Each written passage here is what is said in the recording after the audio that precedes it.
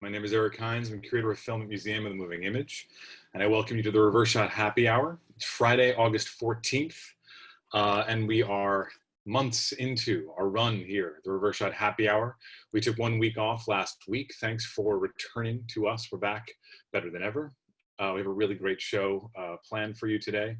And as ever, we're grateful to have you join us. If this is your first time, welcome. I think maybe we'll have you back if we do our jobs right here and we create a nice atmosphere. If you are back, thanks for coming back, and thanks for supporting the happy hour and supporting Museum of the Moving Image during this time that we're doing most of our programming at home and on the internet.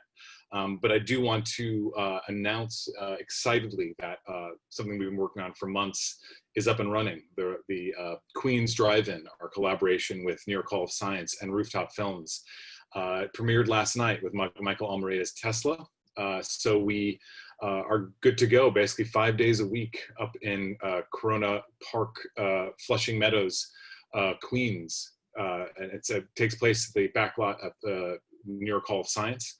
And we've got sort of ambitious, diverse programming every single week. And if you are just hearing about it for the first time, next week, our 5 programs are John Lewis, Good Trouble, Summer White, David Ossett's Mayor, Good Time, the Safdie Brothers film, and E.T. the Extraterrestrial. So we're running the gamut in terms of documentaries, fiction films, newer films, older films, classics, festival programs, as well as every single program is basically accompanied by programming that is locally sourced filmmakers from around the Queens area, as well as a heavy dose of science how-tos and thematic programming of the nature. So very, very excited about the Queens Drive-In opening, and we hope you can come out and join us there. I'll be back at the end of the show to join in, but for now, I'd love to introduce the hosts of the Reverse Shot Happy Hour. The editors and founders of Reverse Shot, Jeff Reichert and Michael Koresky, and filmmaker and longtime contributor to Reverse Shot, Farihah Zaman. Hi, Eric. Hi, Jeff. Good to see you. I'm so excited about that. It is such a cool Hi, thing Farihah. pulled together. I think you're muted, Michael. Sorry about that. That may have been me doing that to you. I think Stop you were silencing muting me Michael. while I was muting. Yes. You're always muting Michael. I was so gagged. Thank you, Eric. Good to see you all. See you in a little bit. See you later. I'm feeling very appreciative of my co-hosts today, because yesterday I did a masterclass for a virtual film festival for a festival called AGLIF that's based in Austin. It's actually, I think it's very beautifully named. AGLIF is for All Genders, Lifestyles and Identities Film Festival, which is very nice. Mm-hmm. And it was like nice to have a way to feel like I'm engaging with my queer community that, you know, is hard to do right now, but also doing a masterclass over Zoom where you're not seeing a single other human face and you're basically just talking alone to a computer for an hour was really weird. And I couldn't see who was chatting either. Like, they would sort of feed the questions to me. So I just didn't know anybody was there, and I missed Jeff and Michael. So you think it's weird enough? Like, I think it's weird in front of these and see my own face and see your faces rather than being in a room. But that sounds incredibly strange. I don't know. Imagine, and you have to, and it, you know, it was very based in my work and practice. So like with no outward or physical feedback from people, I just had to like continue to believe that the stuff that I was saying about my career was valuable to anyone other than me. How did it feel? I mean, again, I'm appreciative they asked, but I have no idea. People are like, how'd it go? And I'm like, I don't know. I like did a vlog, basically. I recorded a video journal or whatever. Well, there's a first time for everything, and I have to admit that this past week, and you both know this, was the first time I ever went to a drive-in in my entire life. You mentioned that, and I like don't believe it. Somehow, I'm like, how can that be so? It's off-brand for you. It seems strange, yes. I have been a movie person since I was very, very young. But it's funny how the way that parents perceive things just becomes so much part of your, like the way that you see the world and the way you interact with the world and your opinion. So because when I was young, I would say, Mom, I really want to go to the drive-in. It looks so cool. There was a drive-in like an hour away. And she would always say, oh, you don't want to go to a drive-in. It's the worst possible way to watch a movie. Terrible. The sound is terrible. You have to look through a windshield. It's the worst. So I never went to a drive-in. And by the time I had my own car, and by the time that I was, I could actually go and do something fun, like the drive-in had closed, and I would have had to go to one like 2 hours away. So it just never happened. So this was my first drive-in. I thought it was really fun. I had a really good time. Yeah, we stayed for both movies. It was kind of, I was a little surprised that we made it through the rental and then sat through Relic. Yeah, the first was probably a more apt drive-in horror film. And the second was something a little more serious, probably a little too serious. I think that I was having a hard time with some of the themes in that one, but it was really fun. I'm saying this knowing full well that the Queen's Drive-In just started last night, being co-presented by Museum of the Moving Image. I have not been able to attend that yet. I hope I can, but I do not have a car. So if somebody out there is watching the show and wants to give me a ride, I would love to. We'll keep our masks on and the windows down. And we all live near each other, so you could just pick us all up. You could have all the hosts of the Reverse Shot Happy Hour in your car at once. Or you can make us fight each other for a spot. Maybe one of our guests today has a car. I don't know for sure. It's possible. But actually, I would love to bring our first guest on. I'm very excited to have her. So a little background first. Her name is Tayler Montague. She actually has been a contributor to Reverse Shot for many years now, quite a few, like maybe 3 years. She can correct me if I'm wrong when she comes on, maybe 3 years now. She's covered the True False Film Festival for us, the Camden International Film Festival for us. She's written about Black Mother. She's written about the recent French film, The Competition. She just has and also I believe Leave No Trace. She has a just terrific voice as a critic. I've really admired her and working with her. And now she's a filmmaker. She has a new film, her debut short, and it's going to be making its world premiere next week at the Black Star Film Festival.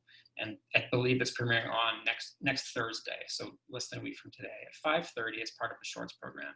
It's a really wonderful movie called In Sudden Darkness, and we've been looking forward to talking to her about this film and some of the themes that emerge from that film, one of which is the theme of tenderness, and we'll talk more about that. You heard Try a Little Tenderness as our opening song today, and Tayler was saying that that's an important theme of the film, and I'd love to hear more about that in the film, and I just want her to appear. So magic, Eric, make Tayler appear. Hello. That really was magical. And there she is. Hey, Tayler. I'm here. Hi, everyone. Well, So nice to see you. You too. Actually, if y'all don't mind, I'm looking over at the attendees, and I just want to give a few shout outs because some of my friends showed up here. And I love them. So I'm just gonna go down and shout out the names I know. Hi, Kaden. Hi, Gina. Hi, Doriti. I hope y'all are good. Thanks for joining. Hi, Micah. Hi, Mandy. Mandy Marcus, another wonderful, brilliant Black woman filmmaker holding it down in New York City. Miranda Barnes. Hey, girl. Very beautiful, talented photographer. Mwah. And Sophie, Tiffany Joy, Tyree Harris, and Sammy Scotty, the legend. So I just wanted to go through because it was really important to me to just shout out the people that showed their support and showed up for me here today. So thank you guys and everyone else who's also watching us. And that's great. We're glad you do that. At the end of the show, Eric usually also looks into the audience and sees which Reverse Shot writers have shown up to shout out to them. So it's something that we firmly believe in. So thank you. Okay, perfect. I'm happy. Yeah, thank you for bringing amazing people with you. Thanks, guys. So, God, I don't even know where to start. I think your film is just so lovely. It's so beautifully done, and it's so accomplished for a first film. And I don't want this to sound like, we're just going to be interviewing you and you have to talk about every little detail. But I think all of us are kind of curious about how the film came about and how you worked with your actors. I think we should maybe save some of the themes of the film as a surprise. There are some things I know we want to kind of save as surprises, but just the way that you work with actors is so special in this film. you could talk a little bit about that, and then maybe I can turn things over to my co-host also. But I'd love to hear about that. Perfect. Yeah, I'm happy to talk about it. I think I was someone who was really lucky in that kind of the people I had in my mind as first choice actors came on board to do this project. Raven Goodwin, who I grew up watching on television, so it was such a moment to be able to direct her in something. And Marcus Callender, who I had seen in a Broadway play by Lynn Nottage, Fabulation. He was phenomenal in that. I remember being in the audience and being like, ooh, that guy's got it. I work together. Yeah, putting it all in here. So I reached out to them and they were very much on board, which I think they make their characters, they make the film, right? Like I wrote it, that's great, but what they brought to the table was phenomenal. So yeah, I mean, it started off with me kind of writing the script. And then in terms of working with them, I kind of talked to them about who they thought the characters were. Marcus is from Brownsville, Brooklyn, he's from New York. So like he knew, he had that thing about him. Raven as well, her and I talked about the character, but we also, one of the things I did for both of them is I made playlists to kind of be like, this is the kind of music the characters would have grown up with. This is the kind of music they would listen to now as parents. Because some of the subtext in the film about their relationship is that they're like high school sweethearts. They met in the 80s. So by 2003, they're in their early 30s and, they're parents, but they would have been listening to much older music at the time. So that was really important. And we had rehearsal, of course. I love to rehearse. And so that was really fun, and just kind of seeing the lines come alive and different line readings and kind of getting into the script and digging into it and pulling about scenarios about like, how would you feel if this happened, pull from that, things like that. So that kind of laid the foundation for the performances that you see in the film. So beautifully done. And I think what you said about that they have this history as a couple, like that completely translated to my viewing. And I felt those things without having to articulate it or needing it to be articulated to me. And it's interesting how much of like a performance, and particularly like relationships between people on screen, is this iceberg where like you need all these other things to be in place in order to convey what you need to on the surface, so it doesn't just feel surface level. Right. I wonder, that was really important to me. Oh, sorry. Oh, sorry. I didn't mean to interrupt you, but I was wondering if we could back up and just I'm wondering about making the jump. You were writing criticism. You met Michael, I think it was the Critics Academy in 2017. When did you get the itch? When did you decide to do this? Like, how was that? I'm not gonna lie, when I applied for Critics Academy in 2017, I was definitely plotting on being a filmmaker at some point. You don't have to choose, it's okay. Yeah, I was like, this is definitely something I want to do. Panel's done both. Yeah, this was definitely something I had always had in mind that I wanted to do since like high school. And I think part of wanting to like demystify that process was using criticism as a means to kind of get a peek into the industry. I very much like writing. I very much have a writing background. So it wasn't, again, like an either or thing, like you said, you can kind of dip my toe into different things. But yeah, I mean, also I have a bit of a background as a programmer too. So I think I spent a few years kind of feeling out the industry and seeing as many things as I could see and kind of creating this like makeshift Montague film school, if you will, and teach myself as much as I can so that when I did have the opportunity that came to me last summer to make this film, I would be able to jump in. But I think making movies is something I had long been thinking about, even as like a teenager. Mm-hmm. The Montague Film School, you should allow other people to apply to that. I think yeah. learn a lot, actually. Yeah. Thank you. I can relate because I didn't, people are always like, when did you decide to be a filmmaker? And I'm like, I did it when I was ready. And before that, I was not ready. And I spent that time feeling frustrated or like, am I failing? And I like say it all the time now because I'm like, you know when you know, and don't worry about it. like you said, there's like so much learning to be done before that.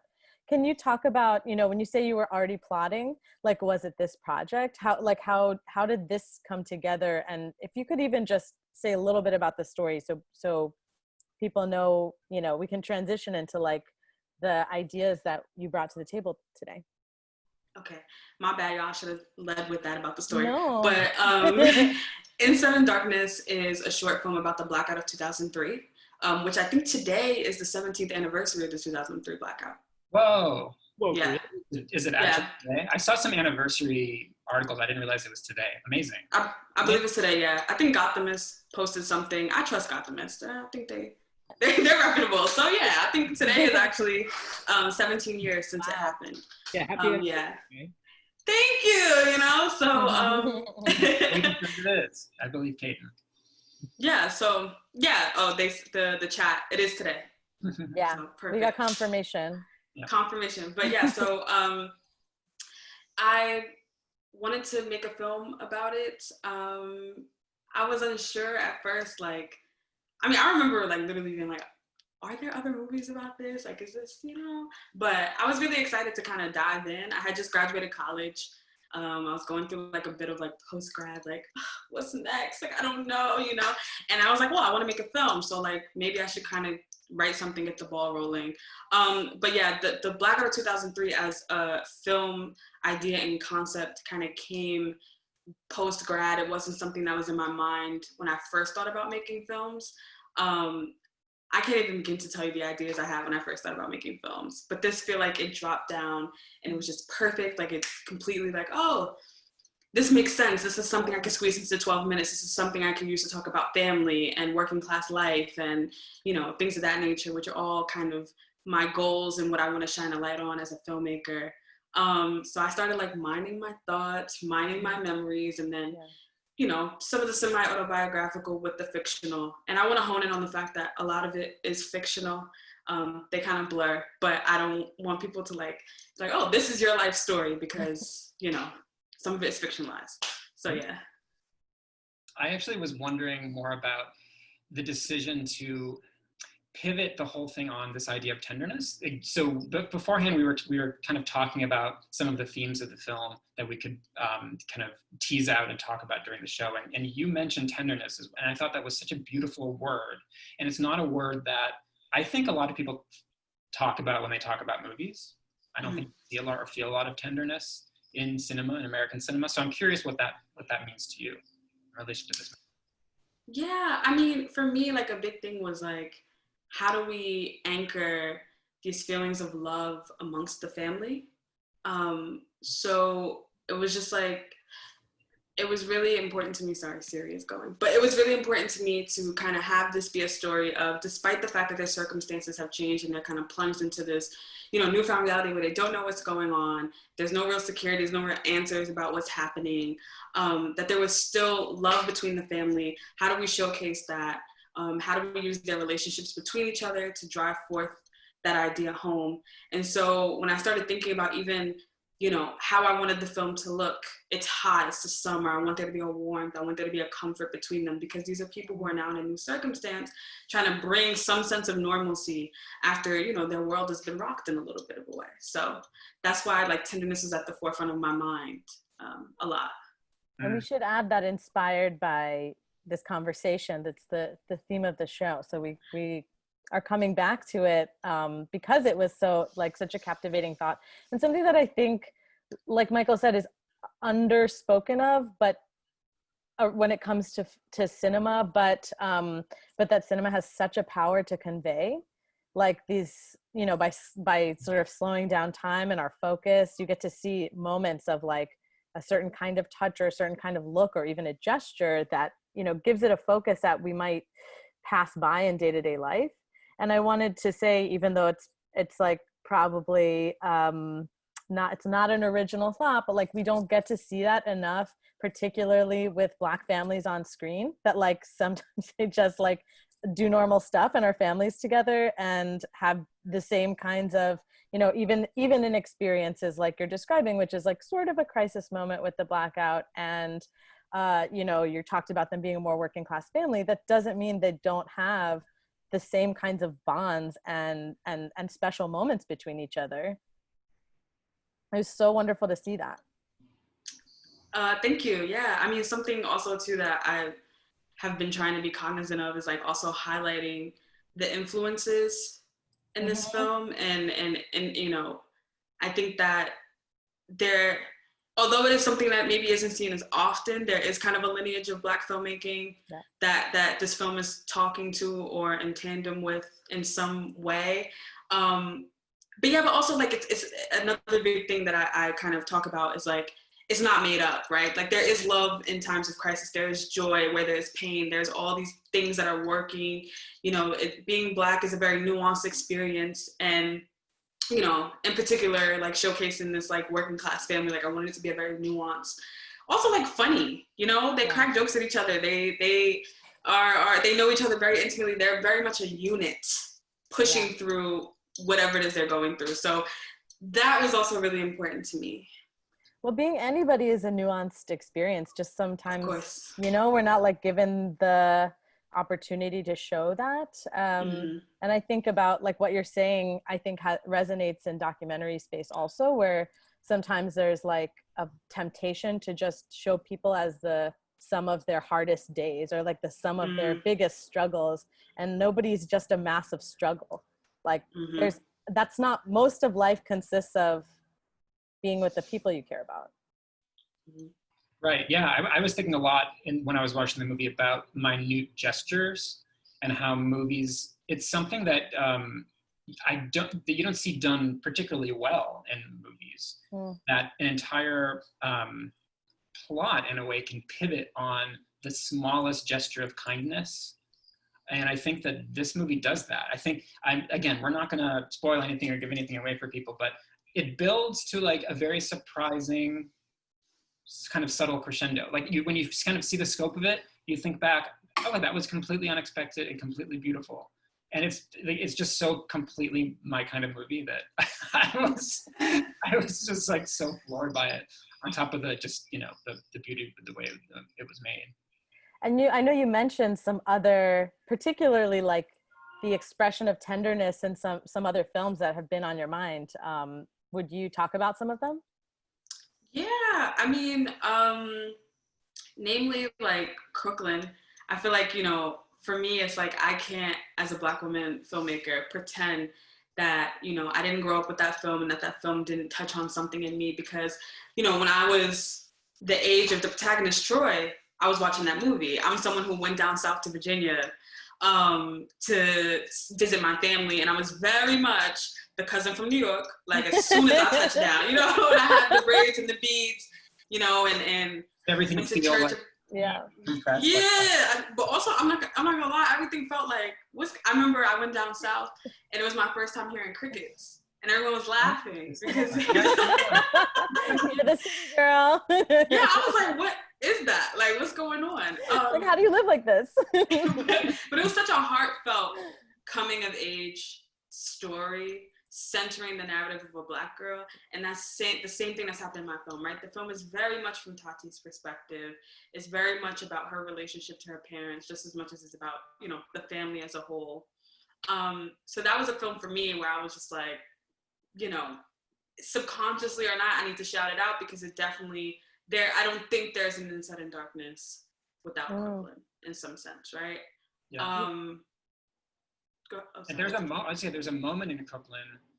It's a film that I just love so much. But there's a moment in Crooklyn that, and I'm sorry if you're hearing, I have helicopters just like endlessly going over my apartment. It's driving me insane. I'm sorry if it's actually picking up. I don't know. There's a moment, there's so many great moments, but when the oldest son chooses not to go to the father Delroy Lindo's piano recital because he wants to watch the Knicks game, it's like just this tiny little moment. It's probably like 2 or 3 minutes out of the movie, but the exchange of looks, it's not resolved. It doesn't lead to anything, but it's this completely nested moment that speaks to the way the whole movie works, which is tiny things happen between people, tiny transgressions, and then they come back together because they love each other, and nothing could break that bond.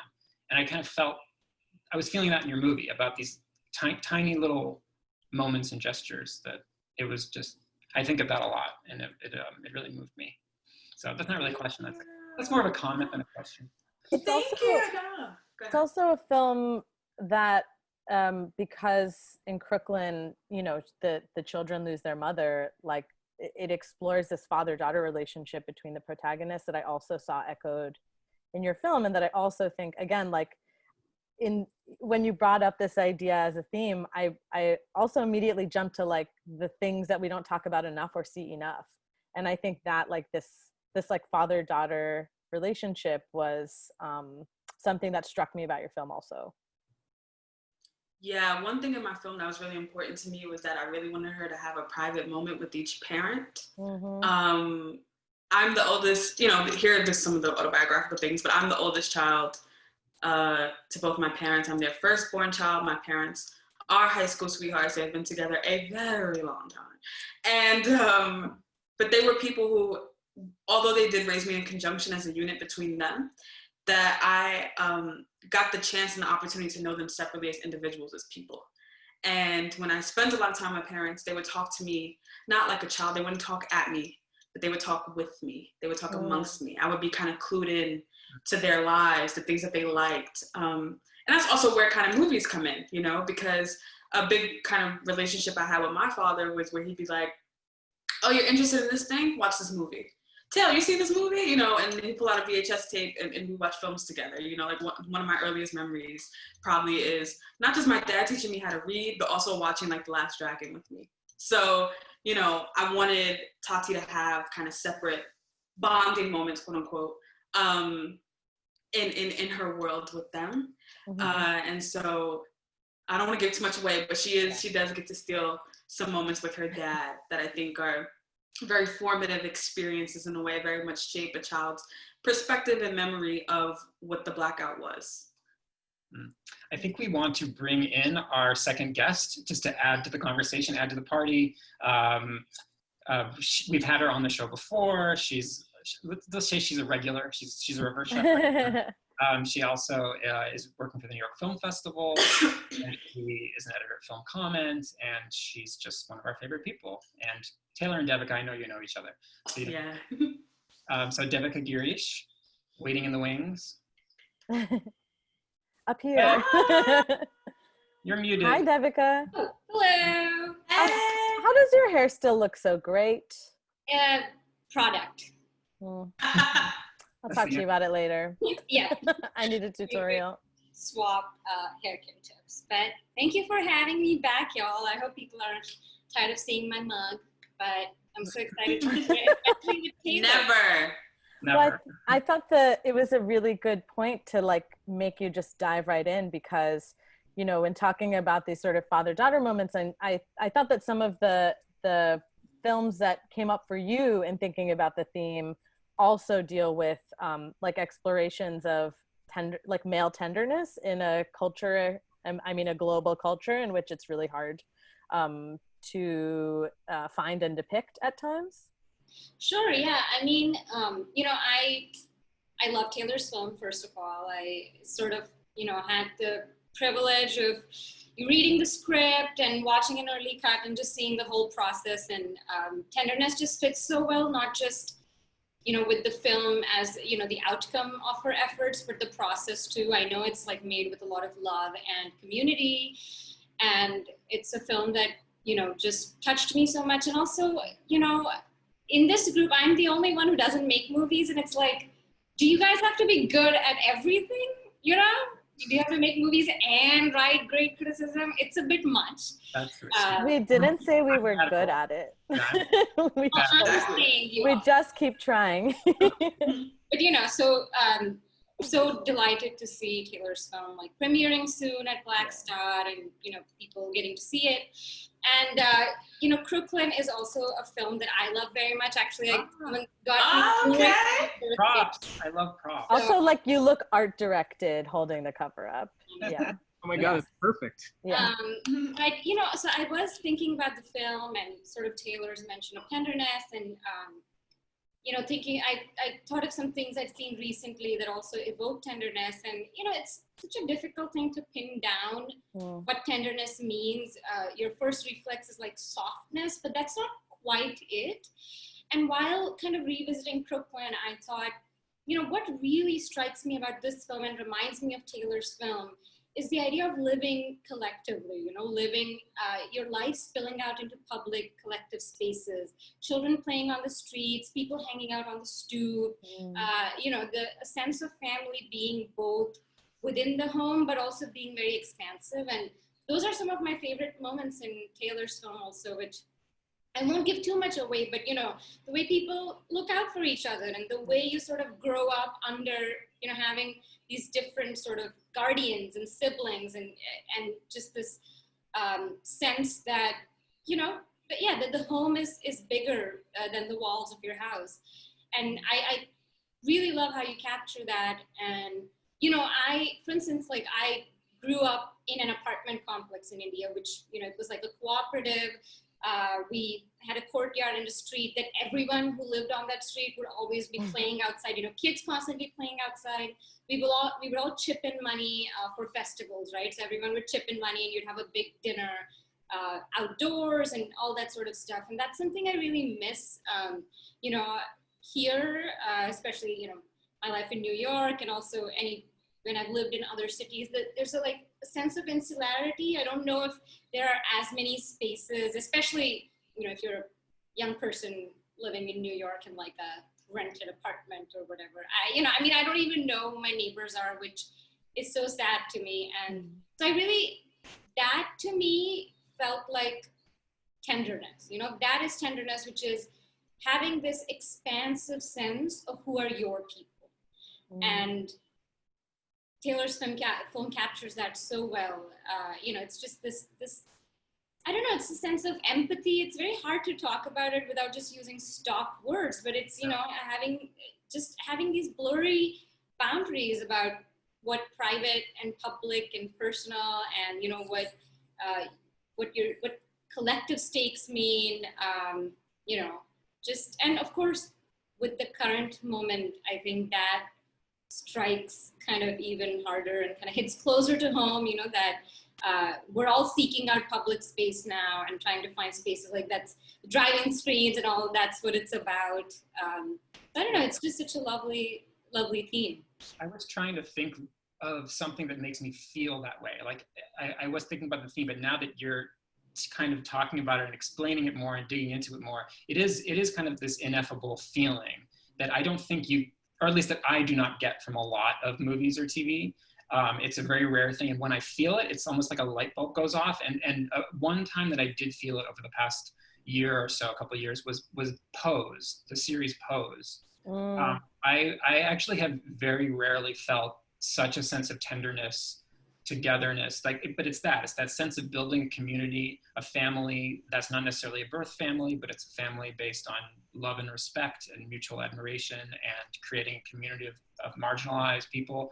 I thought that show, I guess it's not over, so that show is a very special thing. And I rarely feel that sense of being drawn towards something based on the tenderness and the fragility of someone being kind to another person.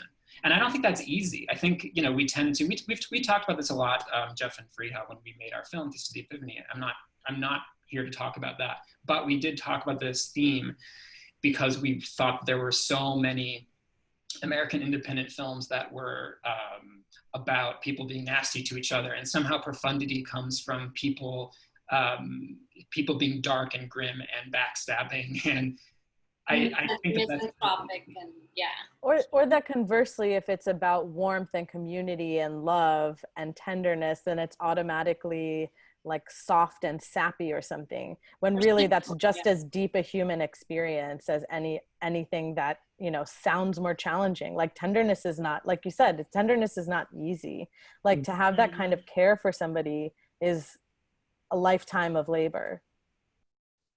Absolutely, I completely agree, because anyone who knows me knows that I love tenderness, I love love, I love romance. I'm the crush queen. No, but like seriously, in general in life, right? I think that, you know, especially with this being a slice of life film, you know, there were, when I had a fine cut once upon a time, I think that there was this kind of idea that like, oh, well, not much is happening in this movie, right? Because it's like, very much quotidian Black life is being shown. There's not this like, this happens and this happens and this happens kind of thing. But believe it or not, constructing a narrative that's a slice of life is still difficult. It's not easy because I don't have this huge rising climax and then all the crazy things happen, or because it's not an action movie or things like that. You still have to think very intentionally about what you want to portray, who you want to portray, and how, and sit down and how do I want to exhibit moments of tenderness, moments of love between the family? How does this further reflect on that character? And how do I fit all that into 12 minutes? Which, because I have a short film, not a feature. So how do I kind of give everyone their shine and show the overlaps in their relationships with one another in a way that does justice to what I know to be family? So that's something I had to think about.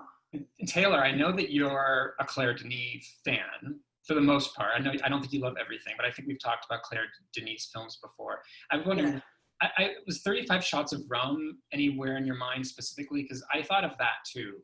There's something about the way the camera moves in certain moments. There's something about the way the characters, that's a father-daughter film. There's something about the way they interact. I'm just curious if that was ever in your mind. It's funny, I did not think of Claire Denis one time. I didn't think of 35 Shots of Rum. But the thing is, though, I will say, shout out to her because I do like that film.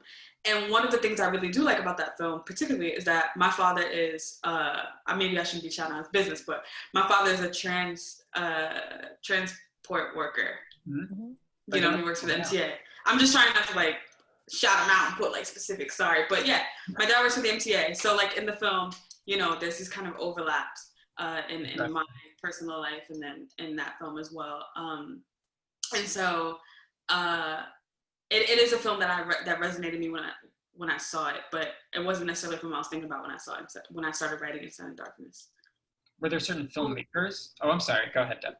I was just going to say, I'm not, I wouldn't say that this film has any parallels with Taylor's film, but when we were talking about tenderness, the film that immediately came to my mind, because I sort of saw it recently, was First Cow, the Kelly Reichert film, which is just, everyone is saying that it's gentle. It really is so radically tender. I don't know, it's like this raucous tenderness. There's a lot of, it's very, the characters' lives are precarious. There's a lot of danger. There's a lot of sort of transactional. It's the origins of capitalism in America, so to speak.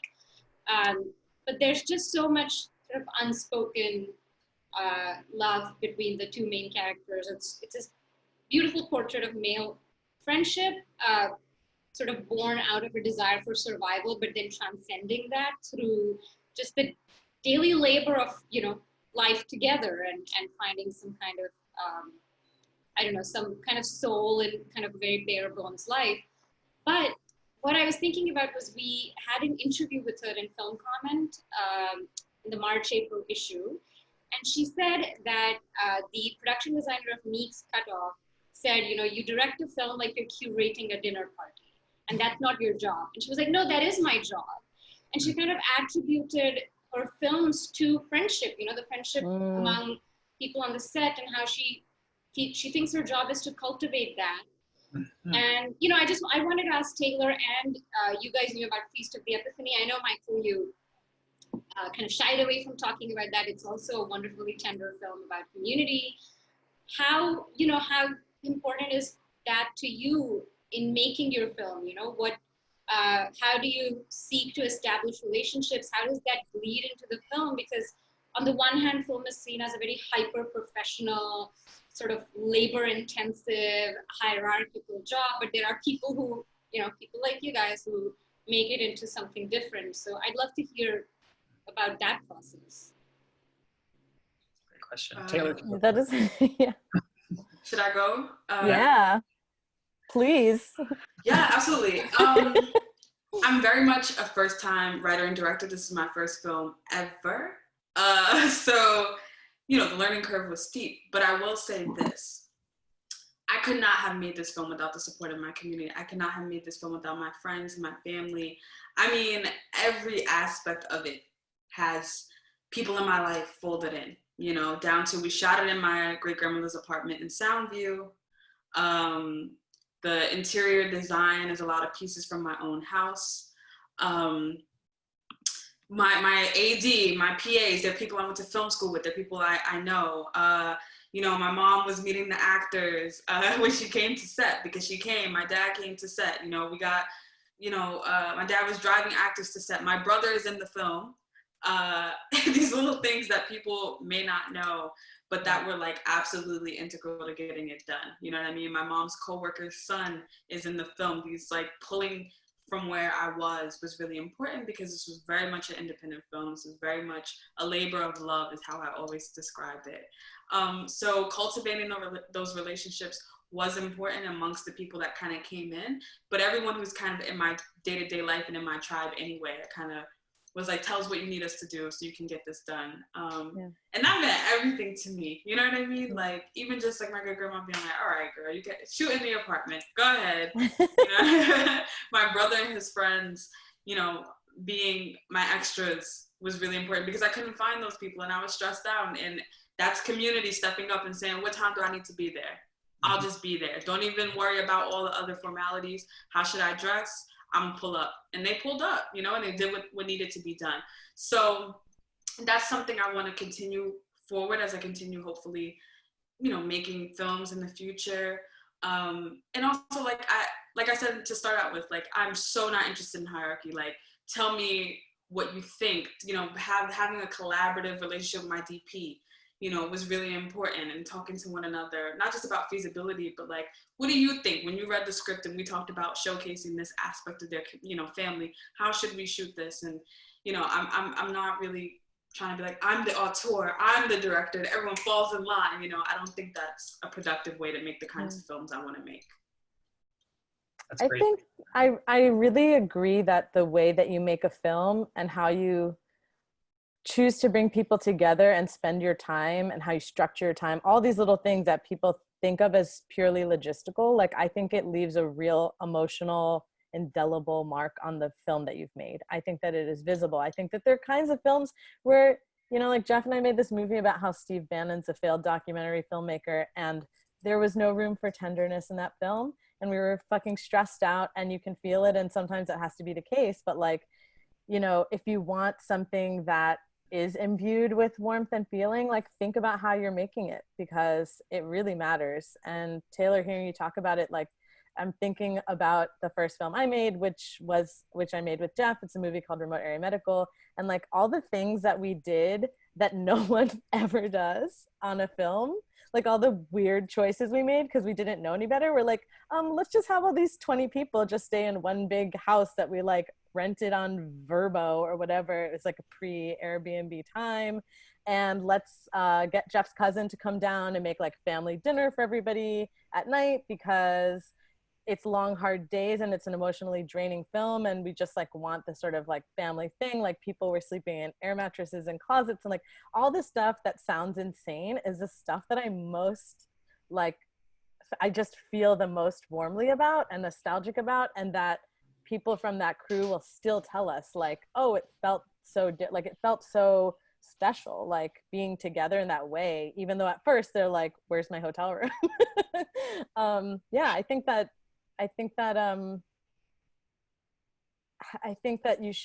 it should be thought and care, and it's not just about like, well, then your experience is different. Your experience is a major part of what makes the film too. Yeah, people talk about filmmaking as collaboration, but they don't necessarily talk about how it's emotional collaboration, right?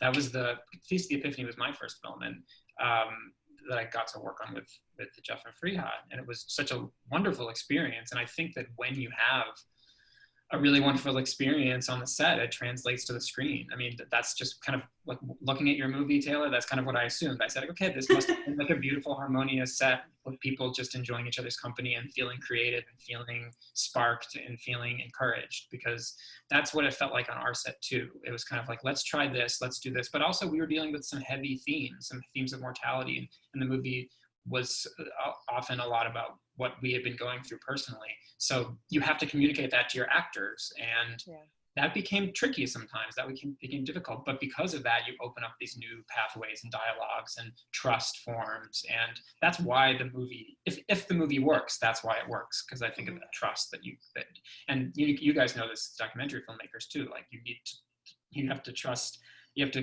create trust with your subjects, and they need to trust you. Well, and you can tell too. I mean, I feel like I can see in documentaries moments when the characters aren't, or the subjects aren't trusting of their filmmakers, or entire films that are constructed based on very flimsy relationships. And you kind of the way that they move in front of the camera, the kinds of things they do, they're willing to share. You just get a sense after a while of when the filmmaker hasn't done the work of actually being a real person for folks that they're filming. And it's like this weird thing. They don't teach you this in film school. They don't say like, being a filmmaker isn't just about being able to use a camera or know how to use editing or know how to tell a story. It's also about, it's like a way of being a human with other people. And that's something I've come to realize, especially after making so much documentary work, which is not where I thought I would start out when I made films. But now, I find that I can't kind of get out of it in a certain way.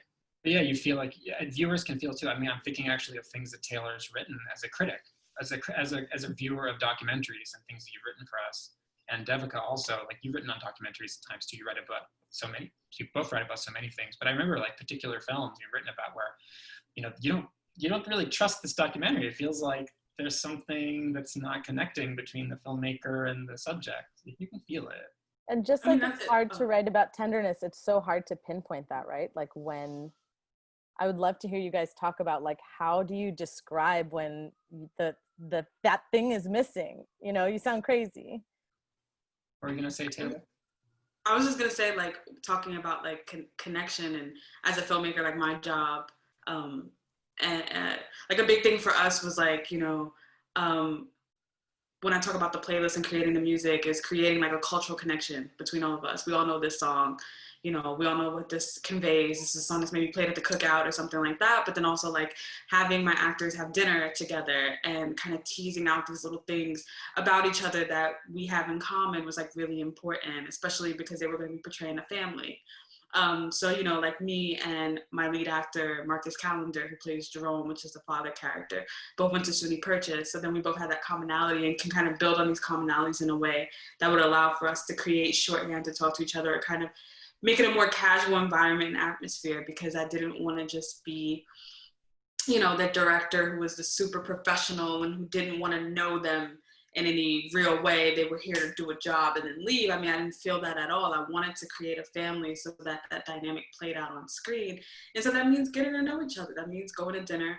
That means having a rehearsal where we talk through different themes within the lines. And have you ever experienced that in your, or is that something you've encountered in your own relationships, and kind of having just very casual talk and cracking jokes and things like that, I think loosened up, not needing to like come in and lack connection, or just see acting as a job that's meant to be done, or filmmaking as I just have to get it in the can and that's it, and everything else doesn't matter in the grand scheme of that thing. So yeah, it was something that I just worked really hard on in terms of making sure everyone felt connected in some sense, to use that word.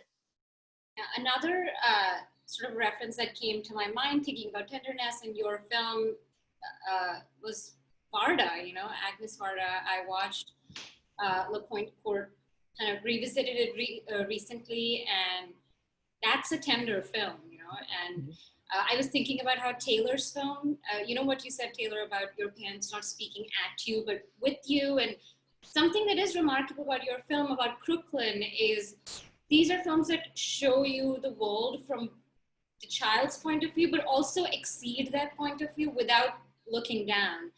And I was just thinking of that shot in La Pointe Court when, the camera goes through this overcrowded room of children. It's like spilling over with children.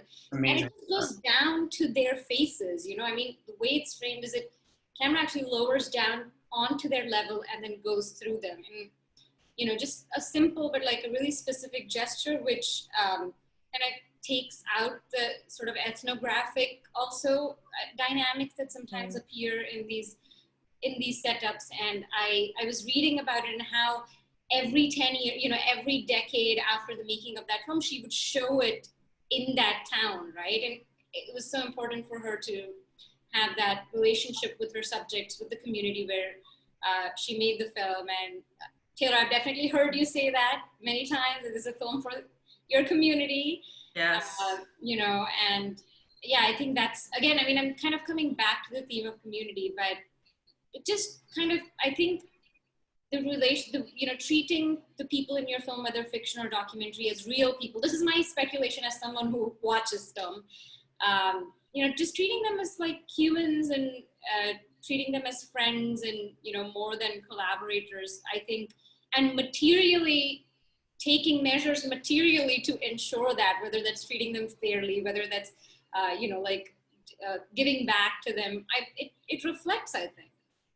I was going to say really briefly too and quickly, it's bigger than just your collaborators, right? It's ensuring the community that you're crash landing in to shoot. Because at the end of the day, I shouted out my great grandmother's apartment, so there was a rapport with the people that live there already because I visit my great grandmother and I love her very much. Shout out to Daisy Shields, I have to give her a shout out. But it was also speaking to them beforehand and saying, hey, I'm going to be shooting this apartment and this is how this is going to impede upon your life for these next 12 hours. But is that okay with you? What, how can we have a dialogue about what I'm doing and how that affects your life? Thankfully, people were really supportive and really on board. They're just like, bring the movie back to us, right? Show us what it is that you made. Show me what it is that, kind of was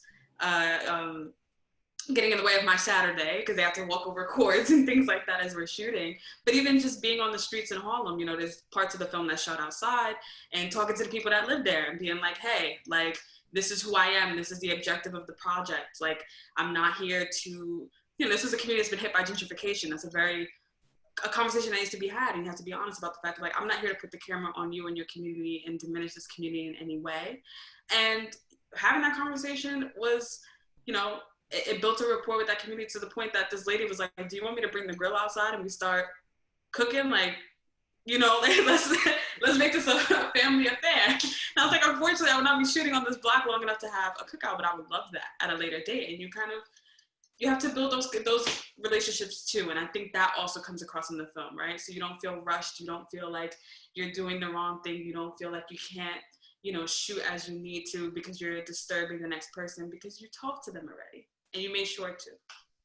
Well, also being meticulous. And I think that's really difficult. And I think that's in the film. I think it's reflected to be able to have that casual, friendly, emotional, and almost familial atmosphere while also getting the shots that you want, just how you want them, while having to juggle, like some of these shots, again, like you said, there are some outdoor shots, there are shots with many people in there, and then at the beginning of the film, you have a very long single take with a lot of dialogue and a lot going on in the frame. It's a beautifully composed static frame, and it's the kind of thing that seems like, oh wow, they must have shot so many times to get that perfectly right.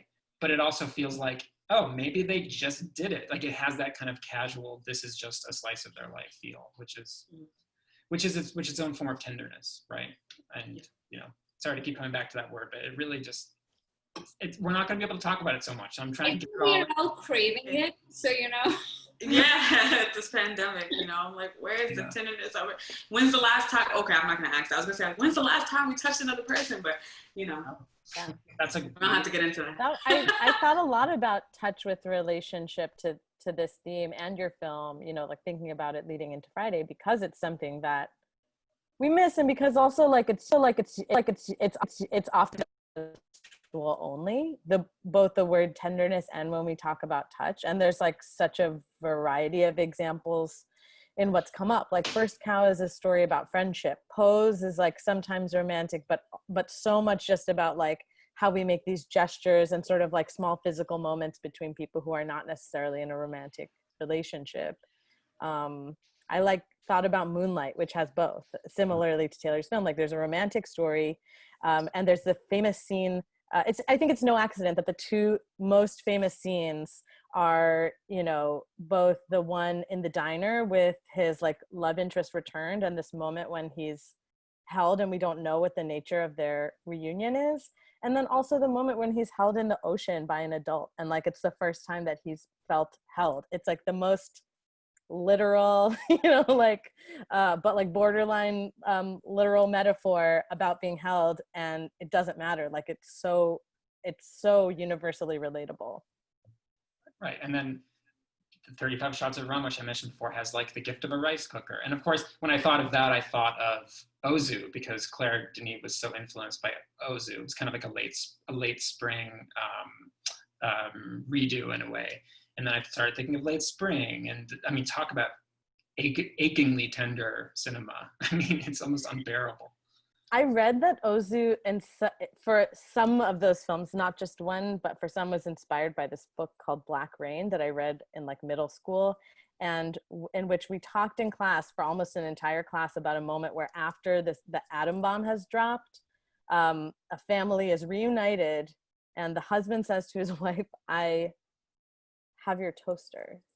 I saved your toaster." And how like there was something about the like quotidianness of that, like in the midst of all this insanity, that like, I brought you this piece of a home that no longer exists. Like I still remember decades later that is also an act of tenderness. It's beautiful. I wanted there's been some really great mentions in the chat, which I think is making me think about how successfully you've the three of you have brought on guests over these months that speak to this theme, which is, I think the Ross Brothers' Bloody Nose Empty Pockets actually really, and I was thinking about that film in relation to tenderness and documentary, because I actually do think that cinematography is essential to solving for that what is possible in terms of what can be filmed in a documentary, what sort of footage you can get, how you look at people, what you allow us to see of people is such a huge part of accomplishing that. And I think you're great at this, Jeff. I think it's actually probably one of the things I would say most if I would describe your cinematography in American Factory and other films. But I think the Ross Brothers are, they're in a real stealth way, because their films can be categorized many other ways and described other ways. I actually do think that the way that they shoot people is incredibly tender. And I think that a lot of that, I think Al Maisels had that going for him as well, in terms of just how he viewed people and how he was interested in them and their gestures and the ways they would move their body language and responding to that. And there could be a real tenderness to that. But just to speak on the theme in terms of guests we've had, I think last guest we had here on Stephen Cohn, in terms of recent filmmakers, is an absolute, he's wonderful at this. He's at his, and much like you, Taylor, in terms of like talking about bringing the way that you are as a person to a set and to bring that to collaboration. I think Stephen is like that. I mean, any of us who've seen him or spent time with him, he has an immense tenderness to him. Immense tenderness is a weird combination, but he has a real tenderness to him.